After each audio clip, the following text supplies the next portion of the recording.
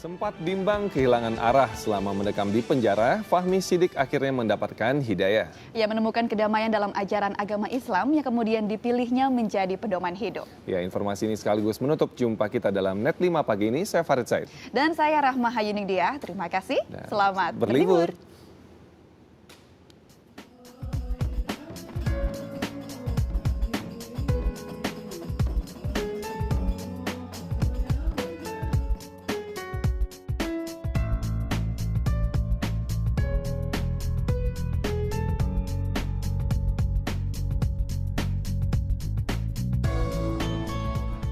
Oksan Petrus Aule, atau yang saat ini dikenal dengan nama Muhammad Fahmi Siddiq, tidak pernah membayangkan hidupnya akan seperti sekarang.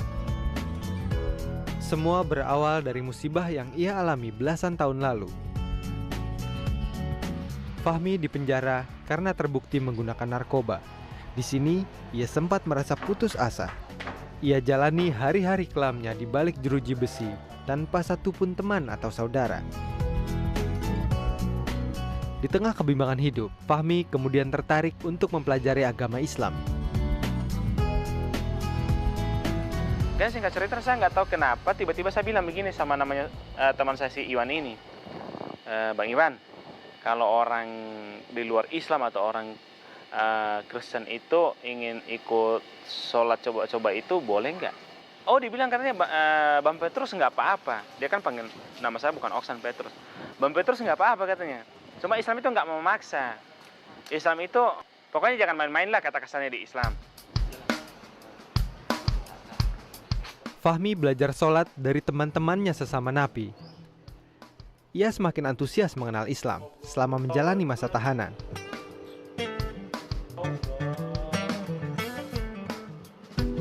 Bagi Fahmi, Islam adalah agama yang memberinya ketenangan jiwa.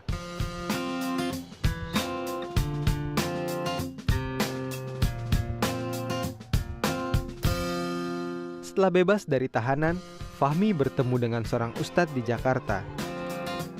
Namanya Ustadz Lukman. Ia tinggal di daerah Tanah Tinggi. Bersama sang ustadz, Fahmi terus mendalami agama Islam. Beberapa waktu kemudian saya coba bertanya lagi kepada beliau tentang kenapa beliau memilih sujud.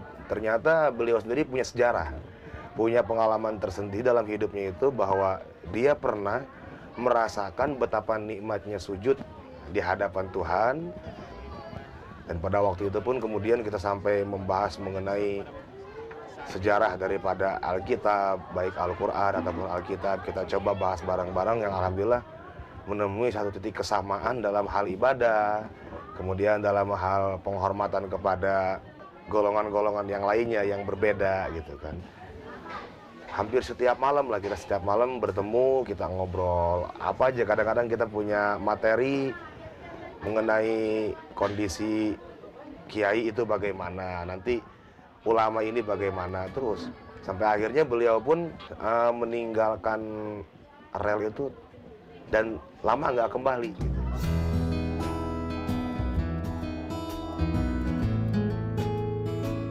Fahmi semakin tertarik kepada Islam.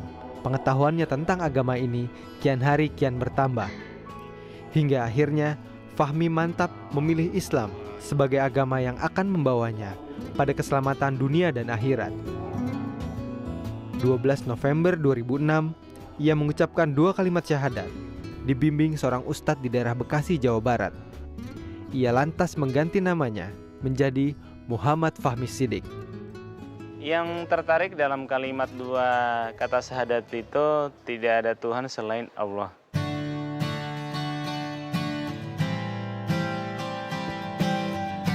Setelah hijrah menjadi seorang muslim, Fahmi bertemu dengan pasangan hidupnya.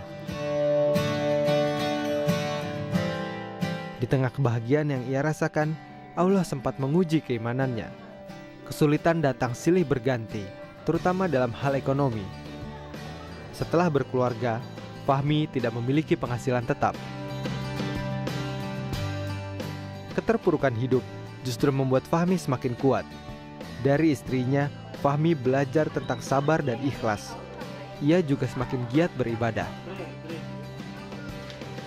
Ya, waktu pertama saya tempel bacaan sholat di tembok. Pada saat waktu itu, saya pertama kali ngajarin Fahmi itu Al-Fatihah. Sehari harus hafal 2 ayat. 2 ini gitu. Akhirnya lama-lama hafal, terus bacaan yang lainnya pun saya tempelin di tembok. Saya bikin pakai komputer, saya tempel di tembok. Jadi kalau sholat, dia baca di tembok. Perubahan ada gitu loh. Saya kan dulu nggak pakai jilbab ya. Akhirnya saya suruh pakai jilbab.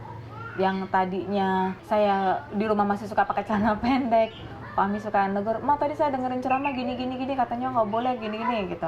Akhirnya saya nggak pakai. Akhirnya saya mulai pakai celana panjang. Allah kemudian memberinya kelapangan rezeki. Kebahagiaan Fahmi semakin bertambah ketika orang tuanya juga memutuskan untuk memeluk agama Islam.